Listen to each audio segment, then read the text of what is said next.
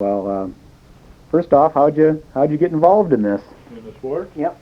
Well, neighbor across the street, when I lived on Lakeland Avenue, I was about, I guess, 12 or 13 years old at the time, gave me a ride, and that did it. And from there on, I knew Dave Butler, and he had a boat, and he really got me into it then. He and I would sail together, and from there it just plain old progressed. Bought my own used Madison style for $15. Those are And then I revised that a couple of times. Made a new body for it, and got new sails, and from there I went into the skeeters. When about was that? Oh, that'd be in the 40s. After the war? No, before the war. Before the war. Yeah, and be probably around 43, 44 in there. So when did you start with racing that, or? Yeah. The club was kind of reactivated about that time. Jimmy Payton was one of them, and a few other guys. Bill was not in it yet, but it was during the war. I remember that part. And the club started racing, and I was racing against the front steers. There was a few skeeters around, not like today, but the old beaters. So then you went to the skeeters from Yeah, there? yeah. And the next step was I bought a used skeeter from McConnell, Jack Frost 1. That was a skeeter, not a Renegade. Yeah. I thought all your skeeters were misfortune. Well, they were. That came later, huh? Yeah. And it was real unique, but it was a fun boat. And then I got really into the racing end of it. We must have had 6 or 8 skeeters at the time. Do you remember your first win? No, I really don't. Yeah, I really don't. No, I don't remember that. When I got into the better ones, then I remember Regatta wins and that kind of stuff. But the club wins, I don't remember that. Were you winning pretty much from the start, or did it take a few years? Yeah, it took a while to get into winning a little bit, but it's one of those things where you just got to be patient. When did you start going good at the regattas? Was that like the early 50s or mid 50s? Yeah, in in 1947, I built my first skeeter, and that was no plans around or nothing. So I saw a drawing in Rudder magazine, I think it was, and I kind of scaled off of that darn thing, and took it to Regatta, and that's where I first saw Elmer's boat, the Renegade. That was one of his first. And he was racing as a skeeter. Oh yeah, oh sure, and just doing spectacular. My eyes pretty popped when I saw that Renegade. Oh, that was such a beautiful boat at that time, Still is. It still is, yeah. Anyway, and then I built another one. That would be Misfortune 1. Misfortune 2 was like a Renegade. It was Jerry Simon ended up with it. I don't know if he sold it to your dad, or your dad got a haul from Jerry or something. Anyway, Jerry ended up with the mast and plank and runners off of that boat, and I think they might be on some of his stuff. Yeah, now. I think we eventually ended up with that Flying Trunk, and I don't know if... Well, no, that was Ronnie. Roston. That's Ronnie's boat, Yeah. And then the Misfortune the Third, that was 1955 maybe. I built that, and then 57 I won my first regatta. At Northwest? Or Northwest, yeah. Where was that at? On Monona. On Monona. Yeah. Your backyard. Yeah.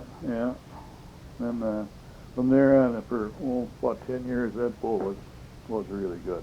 Is that the boat you had then till you got... Till I the quit, skeeters? yeah. Which brings to the next question. Why, when you were at the top of the game in the skeeters, Well, did you go to the Renegades? At the time my family was growing, and I think we had either 5 or 6 kids, and it was getting very tough to make the changes that you had to do each year, what the skeeters are like. And so I finally had to realize that I couldn't make the changes I wanted to make, and I said, well, there's only one way to go, and that's get into a one design class and go from there. Mm-hmm. When you did that though, for a number of years, I remember you being just about the only one. Mm-hmm. Because it seems, Brule Yeah, had boats, but they were about getting out at that time. Yeah, they were. And then it was about, I think, 65 or 66 is when I built the Renegade. Mm-hmm. And then Jerry Simon, who was in the Skeeter class, Mm-hmm. sold his boat and got into the Renegade. So then there was the two of us for quite a while. Did you have faith that it would be Yeah, I a 20 really boat did. fleet someday? No, I didn't know as if it would get that big, but I knew there'd be more coming. Coming Is that the handwriting to me was on the wall. with the Skeeters. Yeah. It didn't come so fast as it has recently, but at that time I could see where, because there was the guys who were dropping out because they couldn't compete. Now, you told me something recently that kind of surprised me out on Kegonsa the other day. You said it took 20 years to win a regatta in the Renegade? Yeah, it's a I didn't fact. realize that. Yeah, it's a fact. I didn't either till I thought, well, I'm going to look back and see when I started the dumb boat and when I won my first regatta. That's the Northwest Trophy over there. And on there, 1985 was the first one I won. And I got thinking about that, and I thought, gosh, I know I had the boat done probably 1966, and I won the first regatta race I was ever in with the dumb thing. But by God, it was tough sledding. Mm-hmm. Elmer was tough, and I just didn't have the right sail and mast combination. It just everything else seemed to be all right, but I couldn't get over that step. I beat seconds all the time, and I think it was one time they awarded the trophies with different point system. I think it was 0.2 of a point from winning the dumb thing. But finally, when I got the sail I'm using right now, that's the first time I felt I was really competitive. And then it's been fun. I get one. Who were the boats to beat back at that time besides Elmer? Well, Elmer and Roger and Lauren. Mm-hmm. Pretty much the same as it is now. The same as it is? Yeah. Lauren was winning his share. Mm-hmm. And there was a couple other ones that were tough, but they're not in it anymore. Did you ever sail a Skeeter again or race a Skeeter again? Or? I raced the last time I raced a Skeeter, let's see. Well, the guy that bought my old Skeeter brought it back to Madison and wanted me to race it. And I think I ended up second in the regatta, but I had a sail that tore out or something. Otherwise, I would have won it. Oh, okay. But and then I sailed Bill's honey bucket one time in a challenge pennant because Bill was sick. Mm-hmm. He couldn't sail. So, but that's the last time I think Oh, yeah. Well, I sailed Dan Clapp's boat. Oh. That's actually the last Skeeter I sailed. What was that like? Oh, that was something else. Yeah, it's most unique. I couldn't get over how you felt like you were in a different world. You were like you're sailing inside of a speaker box or something. You could hear all the rattles and the clinking and the clanking, what you don't really hear when you're sailing when you're outside the boat. Mm-hmm. But it was most unique. Yeah, he offered me a shot at that once. Did he really? But I think it was blowing about 20 miles an hour. Yeah, I wasn't going to take that thing out. Well, I reluctantly took it out. Yeah. I thought, oh, geez, what if something happened? Yeah. That's what I was. I think it was during the regatta, and he was leading it. And at the end of the day, he said, "Yeah, take it out." Same here. Yeah. Up in Green Lake when I sailed it. No, maybe tomorrow. I said. Yeah. And, it never worked out. But I kind of wished I would have, and then I kind of glad I didn't. And Yeah. Well, there's times when I wish I still was back in the Skeeter fleet, but I'm not now. Mm-hmm. It's just too much now. What's going on? Well, you did your share on building that Renegade fleet around here, with McCormick factory boats and all that. You had a big hand in that. How did all that come about? Where it seemed like there was a few years there where it just really all of a sudden popped. Yeah, that's what really turned the corner for our club was when Dave Melson bought a Renegade, and then he sold it to a guy that sailed in our club for about a year. But about that time, the McCormicks and Chuck Dykeman and Yeah. Mark Langenfeld, they got their heads together and they thought, geez, they want to build a Renegade. So I got in the middle of that deal, and we built 4 at one time.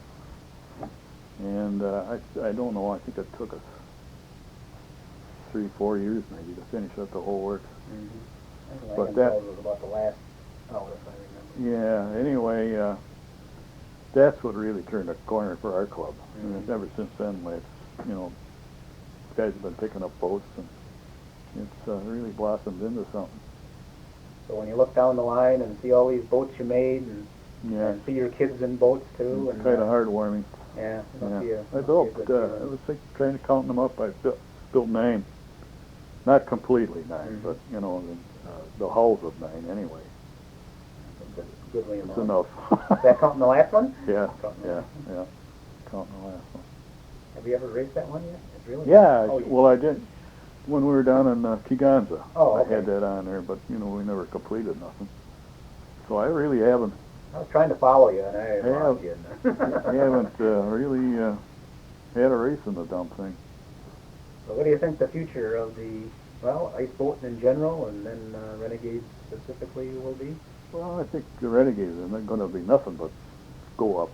I think anybody that wants to get into a real decent handling boat and one that goes, Renegade's the class. And Skeeter class, I don't think you're going to see any more numbers increase in that class. It's gotten to be just too expensive. And DNs, well, they'll probably gain few, and nights will probably be all right.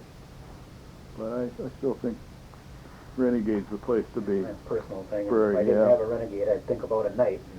Yeah. And after that, And, the darn things, well, let's face it, some of them are, I think Warren's is be pushing 50 years old. And where else can you sail in a competitive sailing yacht that's that old and still be competitive? This boat is that old? Yep, it's one of the early ones. That's incredible. Yeah, well, the class is Yeah. 50-some years old. Well, Tim's is 20-year-old boat. Yeah, isn't it? Timmy, Yeah. I sold him the hull and the plank, I think, and the boom. And then he bought a sail, and boy, that was magic right from the start. Yeah. That's what got me to buy the sail I got out that in '85 there. Was that Boston sail? Boston? Yeah, and it's fine. Holy cow! Look at what I've been missing all this time. Because the sails years ago, they used to be. They put a lot of foot draft in them, like 3 inches better, and so you could never trim them out. You just pull and pull forever, and your arms weren't strong enough to. But then when Boston started making those sails, that really changed the whole program. You run that, like in club races? So Yeah. You don't have any fears of wearing that thing out or anything? No, I don't think you'd ever wear them. Yeah. You don't think you ever wear ice boat stuff out? You could have it for 50 years. Never wear out an ice boat. Never need to sharpen runners. This is about it. Oh, I've had other sails, and I've tried other sails, but never done much for them. But, I've gotten, first and second, and it just didn't feel like it was doing what this one's doing. That one. Okay. Well, now I want to get a little bit more into the, I was thinking when I print this up, I'm going to do it in 2 parts. One would be like stuff we just went over, and then the next part would be a little more on the, not technical, but a little more going to the races with you for a day. And Oh, sure, what you sure, do. whatever. And, I guess the scenario would be it's the week before the regatta, and what are you doing that week? What are you doing to get ready? Well, you want to do that right now? Yeah. Oh, okay. Well, I guess I always seem to start with getting my runners, make sure they're sharp and there's no nicks in them and that, and then looking over the gear and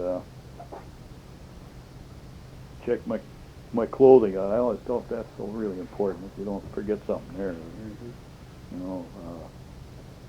Mask, face mask or goggles, or well, now in my case sailing glasses. When you get older, you got those darn bifocals. But that's usually what I start with before I leave home. That's pretty much your regular maintenance program on your boat? Yeah, I guess it would be as like the start of the year or two. Runners, alignment, that type of thing? Well, they get it on the ice, then yeah. Yeah. So check the alignment good. That's a big must. When you get a little lazy, sometimes you don't check it. Mm-hmm. You find out that why you ain't doing good is why you should have checked it. That's important, keep the runners in line. Mm-hmm. So now you get out on the lake, you're assessing the situation. Mm-hmm. What do you do? What do you set up your boat for? What do you look at? Well, I think the biggest thing I always watch for is the amount of wind we're going to have, Mm-hmm. or try and get an idea of what the wind situation is going to be. A local forecast or something. Sometimes it's accurate, sometimes of course it isn't. Yeah. But I try to do that so I know then what battens I might stick in the sail. Because it's kind of important in the Renegade to get that sail working right. And I usually monkey with the top three battens. And I got I think 3 sets, some light and a medium and a heavy. And then after get that decided upon, then I usually go out and like to run around the course a little bit and try to see if isn't one thing doesn't favor another. Maybe one side is better than another. Approach the woodward buoy in a certain way or something. Mm-hmm. See if there isn't something there that might help you get ahead of the other guys. And I think that's kind of important. So when you're running the race then, do you have a pre-race strategy, or you just No, not really. plan what comes to you? Yeah, it's just by the seat of the pants kind of thing. Whatever happens, happens, because you don't know where any of the other boats are going to be. Mm-hmm. And I try to stay out of other people's way, and I think that's kind of important, and especially going around the marks. Windward marks especially. Yeah. You don't want to go pinching in there with a bunch of boats.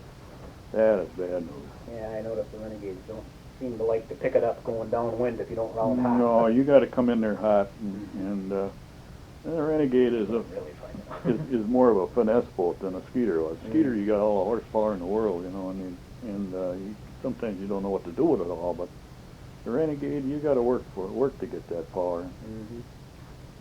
I noticed that. So you're at a regatta, and the first day is like hard ice and heavy wind, and the next day is different, and the third day is different from the other two. What do you change as say it goes? Well, again, I go back to the batting business. Mm-hmm. Trying to guess what's going to happen during the day. But you don't want to, if you know there's going to be light air, you don't want to have the heavy ones in there, and vice versa, Any weight in the boat, or? No, you can't put weight in the boat. Oh, I thought you could put in, but you had to run it the whole time. No, you can build it in the boat. Oh, you can build it in. But you don't ever change Okay. it. Yeah. So that's good. Yeah. I really think that's good.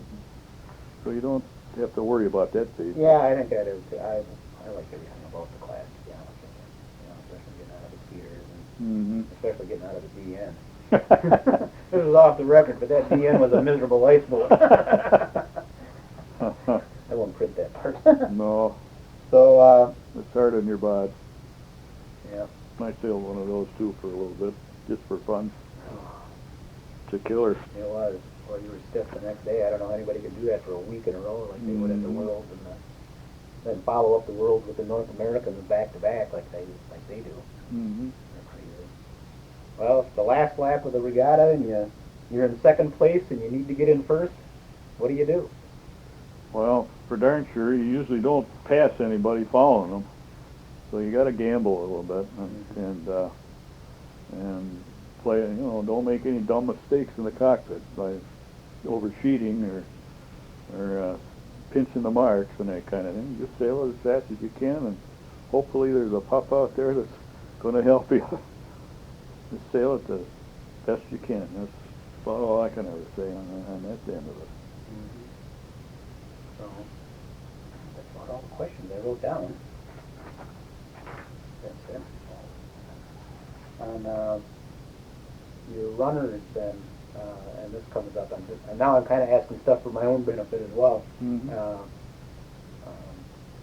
You run a lot of flat in your runners, or a No. lot of crown, or something No, in the middle? it's very much like what's on the plan there. I run about 8 inches of flat from the pivot hole forward is flat. Okay. And then the rest of it is a very slight crown. It's more like on an ellipse kind of thing, where it's very slight at first and comes up sharper towards the end. But whatever's on that plan is pretty darn close. Pretty darn close. 'Cause I think mine are. I think I have too much crown in mine. You get too much crown and it'll kill you. Yeah. And you can just when you hear noisy runners, they're really growling. That's usually an indication you got too much crown in those babies. What you want to do is just keep playing around with the crown and the angle too. You can until you got the boat where it just doesn't slide. In other words, when a pup hits you, she goes ahead, and but if she starts to slide a little bit, well, maybe we got to put a little more crown or a little sharper angle in there. Yeah, I think I have about 5 But inches. that's where you want to be, right on the ragged edge there. When you say play with the angle, is that run Yeah. so you're not necessarily at 90 degrees? Well, I am now. I think after a while you finally find the spot there where the crown and the angle are just what you want. You sharpen the front any different? No. Same. No. I think Bill does, doesn't he, or used to? I don't know. Well, yeah, I used to too on a skeeter. Yeah, sharper angle in the front on those babies because they don't steer very worth a darn anyway. No. No, I run the same angle in the front as I do on the side. I like the Renegades too. They seem like they steer pretty much all the time. Oh yeah, you got control over that. I like that. That's a big plus. Yeah. I really like that.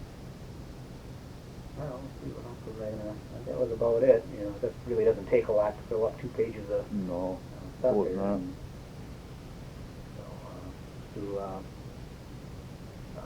Mike and Jim set their boats up like yours, or do they like? Yeah, I think they do. They kind of come over and peek and ask what I did and what they're learning. Yeah. You know, I keep trying to encourage them to go on their own. You know, you don't learn nothing if you keep asking me all the time. You gotta try something and then see if it don't work. My dad, I'd be asking you all the time. Well, don't get me wrong. I'm happy to answer it, but yeah. but I tell them you gotta be a little observant when you try something. But don't make a lot of changes. You try one thing, and then try and observe if that helps you or not. But, and then maybe try something else. You know, maybe a little more side slop, but don't make a lot of changes because then you don't know what you did. Right. Yeah. Finding that out the hard way too sometimes. Mm-hmm. Did you ever race big boats? I mean, when the Madison style, that was a. Oh yeah, that was a I big boat. sailed the Mary B, sailed the Deuce, sailed Flying Dutchman, and what else? Oh, and not the Flying Dutchman, the one Buddy's got. The Bull? The Bull, yeah, sailed that one. And never really raced them. We played around in the Deuce one day. We were racing, you know, play race. But that's a whole different ballgame, I'll tell you. You didn't rush right out to build one afterwards. No way. No, those guys will put the herd order in you, I'll tell you. Quick order. No, I ain't that. I rode in Butler's Speedboat once. And that was the only time I've ever been in a stern steer. In a bigger boat. Yeah. Well, I tell you, if you really want to have fun, and you're just sailing, it's pretty hard to beat a stern steer. You know, they hike so gently, and or at least if you got one that handles, it does. And you can always take somebody out with you. But for racing, of course, forget it. I know I stand back. Yeah. Move my boat and stand way back. Geez, there's been a couple of times, I swear, that I always remember the one time down at Lake Geneva, and it was would have been in the 40s. When I first got my skeeter, I was watching the A-boat cleat sail, and there must have been 8 or 10 A-boats at that time in the race. And I'm up at the weather mark, and there's a bunch of cars up there. And here they come, and they get, maybe within 4 city blocks of the mark. The boat leading the thing spins out. I thought, oh boy, here we go. There's going to be matchsticks all over the place. I quick ducked behind the car, but somehow or other they all missed that darn thing. But they talk about out of control. Those guys are riding right on the edge of the disaster. What is that? The harder you pull on the rope, the lighter the runner gets. That's about it. And the back rudder at that. Runner, yeah. Yeah, puts more weight on the front. Well, they have the spar a lot, and a lot of those are ahead of the runner plane. Oh, they are. So They are. Oh, sure. So that's the whole thing. Is. Didn't anybody think of that at the time? I don't know. It seems to be where they balance. But the Madison style was the worst. They had that big long bowsprit out the front, you know, and short back end. Well, they were just asking for spinning.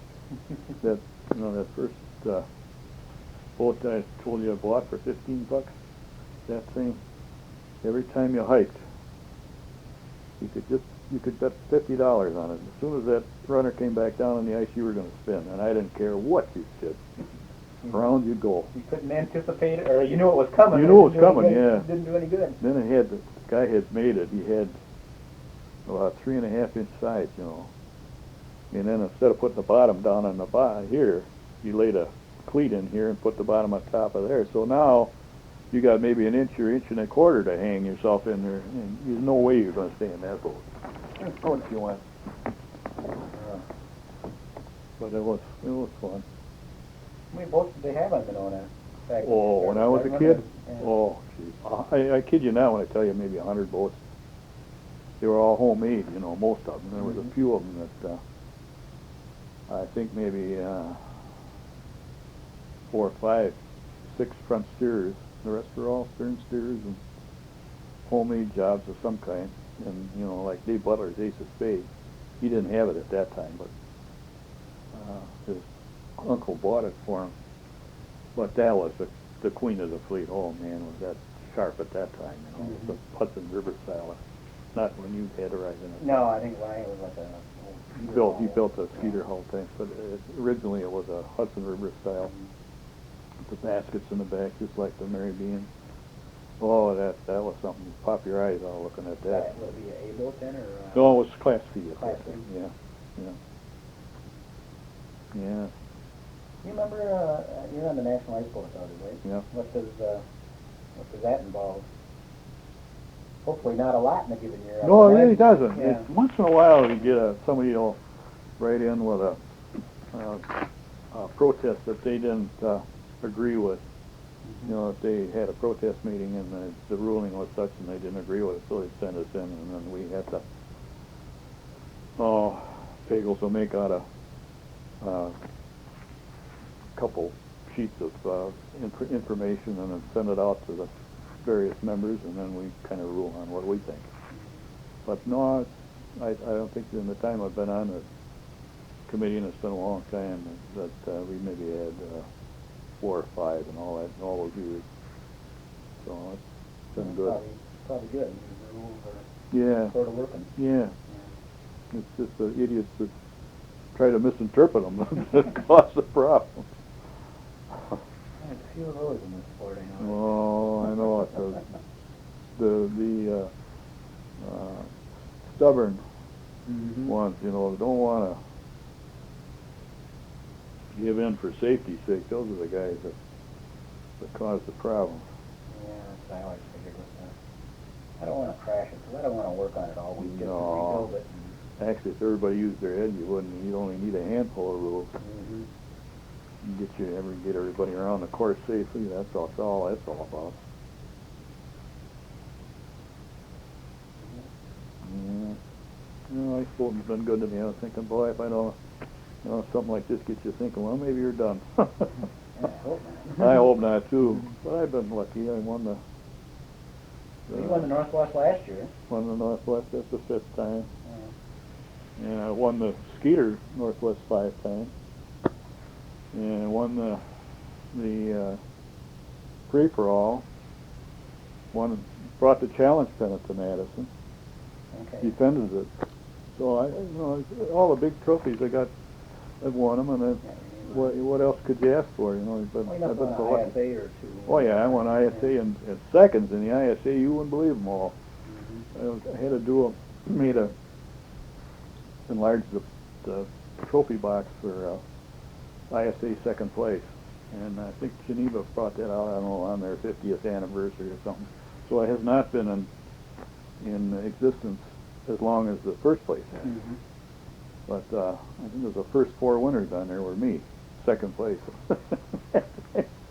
And I think nobody's even got 4 second places on that thing yet to this day. How many Renegade championships have you won? Let's see, 9. Must be fun. Yeah, it is. Well, you'll do it, Greg. You just hang in there. Look at how long it took me. Mm-hmm. You just got to be patient sometimes. If you sail a boat good and be consistent, you'll do all right. That's a good boat. They all go. It's just a case of maybe tuning yours a little better than the next guy or something. Now, let's see if I haven't seen that in such a long time. But didn't you win the one that was on ABC Sports? Yeah. That was with the feeder, though. Yeah.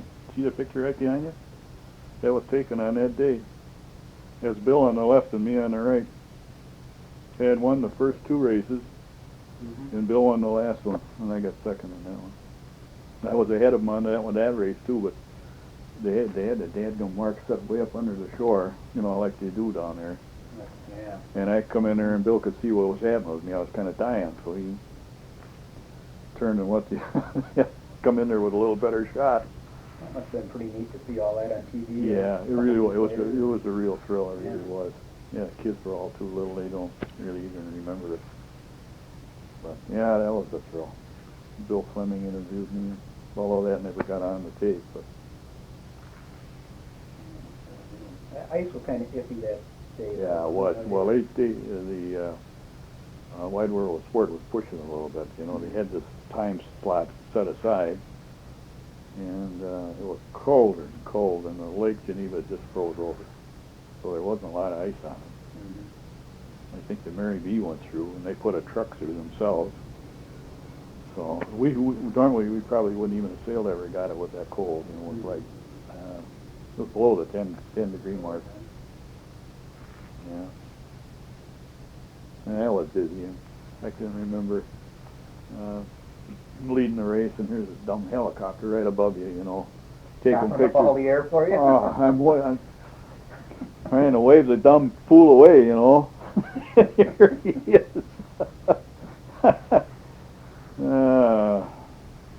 Yeah, that would change the air. Oh, yeah. I never thought of that. Well, I guess that's all right. Hey, I hope that thing's still going around in there. I don't know. The red light's Oh, going. we'll have to start over. Yeah, I think that red light means it's going. Yep, it should be working.